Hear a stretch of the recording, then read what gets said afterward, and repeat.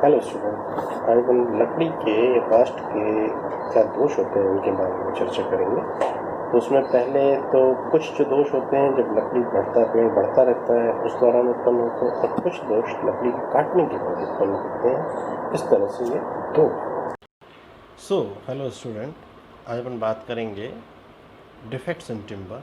लकड़ी में जो दोष होते हैं, तो लकड़ी की त्रुटियाँ या दोष, तो बेसिकली लकड़ी के उपस्थित त्रुटियों को दो भागों में बांटा गया है। तो what are they? The very first thing, this is the introduction part. So the defects which develop during the growth of the tree, जब पेड़ बढ़ रहे होते हैं, ऐसे ऐसे जो दोष होते हैं जो बढ़त के साथ में विकसित होते हैं, उन्हें हम अलग भाग में रखते हैं। And the defect which develop after the cutting of the tree, वो ऐसे दोष जो कि पेड़ के कटने के बाद उसमें उत्पन्न होते हैं। अरे भगवान, ये बंद रखना तो ना। तो अपने पहले उन दोषों के बारे में बात करेंगे जो कि पेड़ में बढ़ोतरी के दौरान होते हैं। तो जैसे अपन defects which develop during the growth. अब इसमें कौन कौन से आते हैं? तो एक है आपका पहला, तारक दरारें या तारक शेक या स्टार शेक्स। अब ये जो दरारें होती हैं, अपन पहले दोषों को एक बार पहले समझ लें। दूसरे भीतरी दरारें हार्ट शेक्स, उसके बाद में है कप शेक्स या रिंग शेक्स, और उसके बाद आपके हैं मरोड़े हुए रेशे twisted fibres, rind galls, then upsets, then इसके बाद में नॉट्स गांठें, और हवा द्वारा उत्पन्न दरारें विंड क्रैक्स। तो इस तरह के मेन जो दोष हैं, these are the defects which develop after during the growth of the tree, जब पेड़ बढ़ रहा होता है तब। इसके अलावा जो दोष हैं जो पेड़ के काटने के बाद आते हैं, तो उनमें है आपका बो, झुकाव, कप, ये देखें आप दोष आफ्टर द कटिंग। तो कप, देन ट्विस्ट, मरोड़, देन केस हार्डनिंग, और देन हनी कॉम्बिंग। और इसके अलावा भी कुछ दोष होते हैं जैसे स्प्लिट फाइबर्स, चिप्ड या ग्रेन्स, चिप मार्क्स एट्सेट्रा। तो ये सारे जो दोष थे, अब इसमें अपन हर एक दोष के ऊपर में थोड़ा विस्तृत चर्चा करेंगे। तो ये तो मैंने आपको बताया डिफेक्ट्स ड्यूरिंग द ग्रोथ। अब जैसे इसमें बात करते हैं तारक दरारें। ये तारक दरारें क्या होती हैं? सो यह दोष वह दोष हैं जो बहुत अधिक गर्मी या बहुत अधिक बर्फीले इलाकों में उत्पन्न होते हैं। बहुत तेज गर्मी से पेड़ की ऊपरी सतह में उपस्थित सैप सूख जाता है। जो ऊपर का सैप होता है ये आपका सूख जाता है, इससे इसमें दरारें उत्पन्न होती हैं। यह दरारें पेड़ की सतह पर चौड़ी होती हैं, और जैसे जैसे अंदर जाएंगे ये सक्रिय होती जाती, बारीक होती जाती है। लकड़ी का यह दोष पेड़ की परिपक्वता, मतलब जब मैच्योर हो जाता है, बाद भी यदि काटा नहीं गया तो उत्पन्न होती हैं। तो आफ्टर, जब पेड़ हैज़ डेवलप्ड फुली, जब वो पूरी तरह परिपक्व हो जाता है, उसको आप नहीं काटते हैं, तो this defect may come now. इससे कई बार एरी दरारें या रेडिकल शेक्स भी कहते हैं। तो इसका एरी दरारें या रेडिकल शेक्स भी नाम दिया गया है। नाउ नेक्स्ट है भीतरी दरारें, हार्ड शेक्स। यह वह दोष हैं जिसमें लकड़ी के अंतः काष्ठ में होते हैं, जो अंदर की लकड़ी है उसमें होते हैं। अब यह दरारें लकड़ी के पित्त से आरंभ होती हैं, अंदर से निकलती हैं, और ज्यों जो बाहर की तरफ आते हैं तंग होती जाती हैं। तो पहला जो थे अपने बाहर चौड़े थे, ये अंदर चौड़े हैं और बाहर की तरफ तंग होती जाती हैं, सक्रिय होती जाती हैं। बाहर देखने में यह दोष दिखाई नहीं देता। बाहर से when you will see the tree, आप उसको नहीं देख सकते। यह दोष भी अति मैच्योर्ड या अति परिपक्व जो है पेड़ों में उत्पन्न होता है। रेजिन, तेल, गोंद और अंतःकाष्ठ में उपस्थित नमी जब वाष्प बनकर निकल जाती है तो लकड़ी सूखनी आरंभ हो जाती है और इससे पित्त में दरारें फट जाती हैं। यदि पेड़ के काटने के बाद भी उसकी छाल उतारे कई दिनों तक चिराई नहीं की जाए तो यह त्रुटि उत्पन्न हो जाती है। सो इस तरह का जो डिफेक्ट है, अगर आप काफ़ी समय में डेवलप होती है ना, कप या विलय दरारें। अब कप क्या है, कप के शेप का होता है और रिंग आप जानते हैं, रिंग के रूप में, वलय के रूप में होती हैं। सो इसमें लकड़ी में वार्षिक वलय पर फटती है, जो रिंग्स होती हैं उसके अलावा जो है डिफेक्ट डेवलप होता है। यदि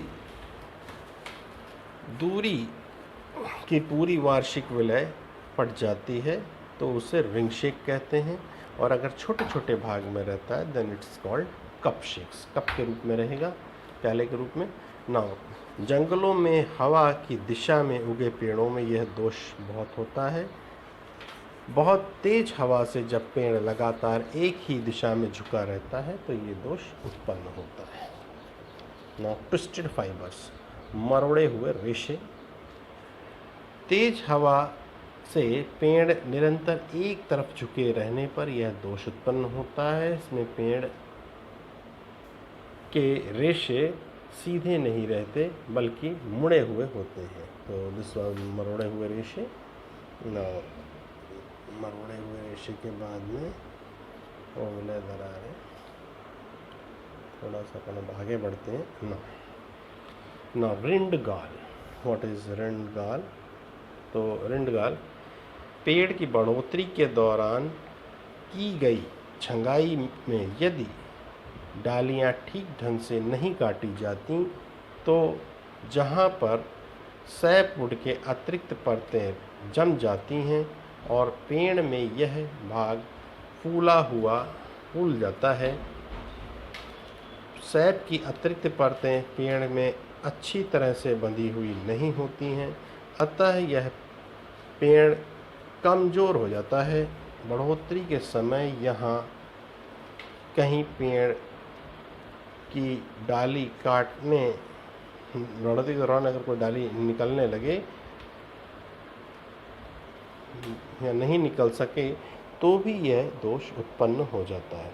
तो रिंडगाल क्या है? बढ़ोतरी के दौरान अगर कोई वहाँ पर डाल निकलने वाली थी and that hasn't come out, बाहर नहीं निकल पाती, तो this defect may come. Now next है अपसेट फाइबर्स। पेड़ की बढ़ोतरी के दौरान यदि पेड़ पर कोई चोट लगी हो या पेड़ का कोई धक्का लग जाए तो पेड़ के रेशे टूट जाते हैं, तो पेड़ में अपसेट दोष उत्पन्न हो जाता है। पेड़ की आगे की बढ़ोतरी में यह रेशे वापस नहीं जुड़ते और यह दोष पेड़ में बना रहता है। तो this was the upset of fibres. पेड़ की गांठें तो आप लोग जानते ही हैं क्या होती हैं। तो जहाँ पर भी डाल उगती है तो पेड़ पर गांठें उपस्थित होती हैं। यदि कोई डाली काटी जाती है तो डाली के आधार तने में ही रहता है, जो डाली के काटने के कुछ दिनों बाद मर जाता है और पेड़ की बाद में होने वाली बढ़ोतरी में दब जाता है। यही भाग गांठ कहलाती है। पेड़ की गांठ कमज़ोर भाग को प्रदर्शित करती है। गांठें भी अब दो तरह की होती हैं, एक है ढीली या मरी हुई गांठ, डेड या लूज नॉट, और दूसरा है बंधी हुई गांठ, लाइव या साउंड गांठ। नाउ लकड़ी में गांठें जब निकाली जा सकती हैं तो उन्हें मरी हुई या ढीली गांठ कहते हैं। लकड़ी की चिराई करते समय ही ढीली गांठ पाटे से निकाली जा सकती है। बंधी हुई गांठ लकड़ी के साथ अच्छी तरह से बंधी होती है और इससे लकड़ी को अलग नहीं किया जा सकता। बंधी हुई गांठ पर रंदा नहीं लगाया जा सकता और यदि कोशिश करके रंदा लगाया भी जाता है तो यह समतल नहीं होती, खुरदरी ही रहती है। बंधी गांठ भी लकड़ी की सामर्थ्यता को प्रभावित करती है, जो उसकी मजबूती है उसको अफेक्ट करती है, लेकिन यह बहुत गंभीर दोष नहीं है। मरी हुई गांठ की कोई सामर्थ्य नहीं होती, तो इसकी कोई जो डेड है उसकी कोई सामर्थ्यता या स्ट्रेंथ नहीं होती।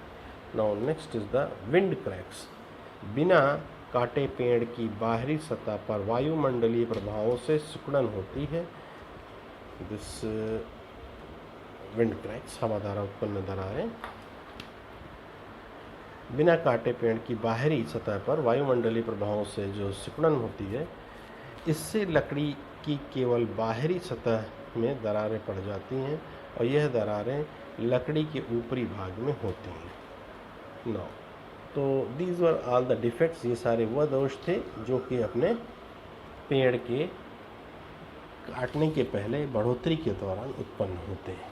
अब अपन उन दोषों के बारे में बात करेंगे जो आप पेड़ को काटने के बाद में आते हैं। तो दीज आर कप, है ना, दूसरा है। तो इसमें क्या है, लकड़ी की लंबाई में उत्पन्न वक्रता को बो या झुकाव कहते हैं। जो आपका बो शेप में, धनुष की शेप में हो जाएगा, दैट इज कॉल्ड बो। कप, यह लकड़ी के पाटों की लंबाई में उत्पन्न वक्रता को, ये लकड़ी के पाटों में लंबाई में नहीं बल्कि चौड़ाई में वक्रता होता है। ना चौड़ाई में होगा, वो लंबाई के लेंथ के अलॉन्ग था, ये चौड़ाई में हो जाएगा। ना मरोड़, पृष्ठ को लकड़ी की लंबाई में उत्पन्न हुए घुमाव या घुमाव को मरोड़ या ट्विस्ट कहते हैं। हार्डनिंग, अंदर से हार्ड हो जाए। लकड़ी की बाहरी या अंदरूनी सतह में बराबर सिकुड़न ना होने के कारण बाहरी सतह में संपीड़न उत्पन्न हो जाती है, जबकि अंदरूनी सतह में तनाव होता है। लकड़ी के उपचार के लिए लगे भारी स्टैक या निचले भागों में प्रायः यह अवस्था होती है। यह अवस्था में उत्पन्न संपीड़न और तनाव को केस हार्डनिंग कहते हैं। Now next is Honey combing. So what is Honey combing? लकड़ी के अंदरूनी भागों में लकड़ी के सूखने के कारण, जो अंदर के भाग में सूखने के कारण उत्पन्न प्रतिबलों से लकड़ी के रेशों में अलगाव, सेपरेशन उत्पन्न हो जाता है। इसे हनी कॉम्बिंग आपने देखा होगा, इससे मधुमक्खी के छत्ते होते हैं वैसा हो जाना। इसके अलावा जो है इस चिप्ड ग्रेन्स, दबे हुए चिप्ड हो जाए, चिप मार्क्स आ जाए तो उसकी निशानी बन जाए, ऐसे भी दोष पाटों में पाए जाते हैं। सो अपन आज इसको बंद